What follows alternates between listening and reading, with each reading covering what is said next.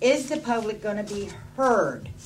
When I was at the Public Service Commission meeting, they had made up their mind on a Friday, and now I am retired on Social Security, and I use the minimum of 500 gallons of water, and here we get a raise. Now you're asking for a grant, and is this going to mean my water bill is going to go up again because of all this? Now, I understand those people on the mountain, they have problems, and they should be taken care of first because nothing's been done around here, down here on the bottom. I get upset because the public means the people. And we weren't heard the first time. Are we going to be heard this time? That is my main question. I've written it down. Thank you. Let's see. All right, Jim McDonald. My apologies to the gentleman. I share his frustration. I come here because of the surcharge.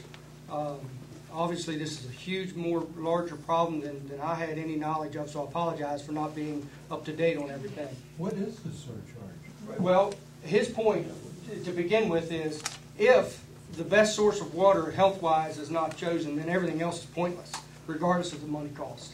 So yeah, that absolutely should be paramount. Number one is we're choosing the best water. Secondly, I didn't know anything about the surcharge, so I got a notice in the mail. I called Mr. Snyder's company and I said, can you tell me about the surcharge? Oh, that's to fix water lines in case they break. Well, I live in Shasta East, and probably twice a year they do come out, and they're right quick about it. They get right on it and fix it. But I said, aren't you charging me for a service and then charging me in case you can't give me that service? You know, I said, it doesn't make any sense.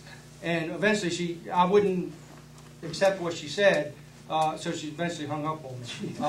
It was a very frustrating thing. So the two things I would like to know is okay, apparently we have a huge part of the county that needs water service. So yeah, as a group effort, we should probably contribute to that so that everyone can have fresh and good water. I agree with that, but the public should be told, number one, if it's going to be $12, because you know, if you make a minimum wage, that's about 2 hours labor. And so, you know, people, that's stiff. That's a half a tank of gas for a lot of people. It doesn't seem like much, but it is. So we need to know is, number one, the true purpose of that. Number two, is it temporary? How long are we going to have to pay it? Because from what I've been told, 2,300 customers times $12 is $330,000 a year. That's a lot of money. So if it's needed for the large section that needs improvement in water, that's fine. But if it's temporary, we should be told so.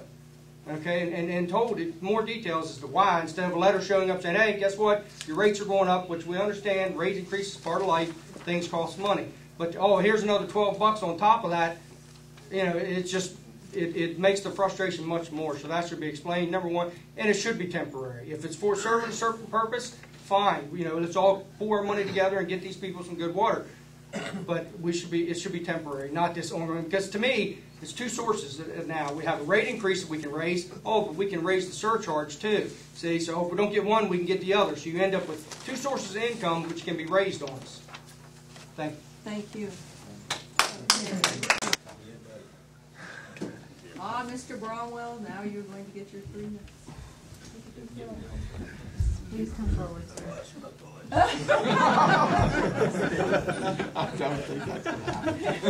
I'm not going to turn my back on you guys. Look, we're getting lousy water. I'm getting cloudy water. I can't drink it. I can't wash white shirts in it. I call and they're like, well, it's dirty. You know, we can't do anything. We've got water lines that big from 50 years ago. Okay, they put in a couple new ones. They jack up my water bill to pay for it. You can't drink it. If they get water out of the Shenandoah River, if you have a fishing license and you get the fishing manual from the state of West Virginia, do not eat the fish from the Shenandoah River. It's full of PCB. So he wants to stick it in my faucet and charge me for it. Okay? What's the surcharge? You've got these lines. Lee Snyder bought this Keys Ferry Estates and all this. I didn't buy it.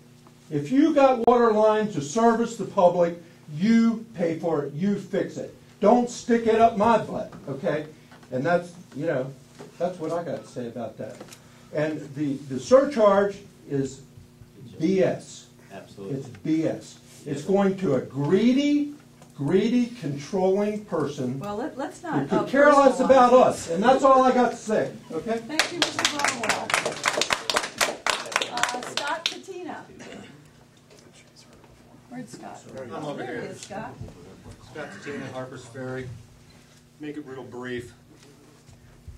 The costs that we're looking at here are insane, and we definitely need to be looking at different sources for funding. I wanted to point one simple thing out that's been overlooked by the engineering firms and everybody involved. Through JUI's own records, 40 to 60% leak rates on the current systems, serving 350 people. Fix the lines, now we double it. We got 700 homes we can take care of just by fixing the lines and not putting any other thing up there. That would dramatically bring the costs down. People in the valley shouldn't have to be sucking water out of there. I don't like the river idea for that exact reason. I don't know how you filter PCBs out. I don't think you can. The water is there, and we need to seriously focus on the water that is there. It's there. It's being pumped into the ground right now. So it's just put some new pipe in. Real simple. We have got to stop looking at these insane prices. The two big landowners are up there, aren't putting a penny in. We know who they are. They're not putting 1 penny in. Who are they? Don Orser and Lee Snyder.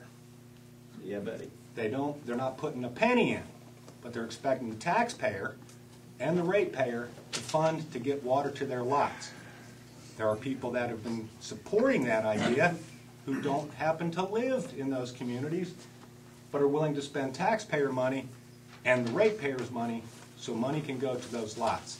That's wrong. If the big landowners up there want water to the lots, open up the wallets, fellas. Thank you. Thank you.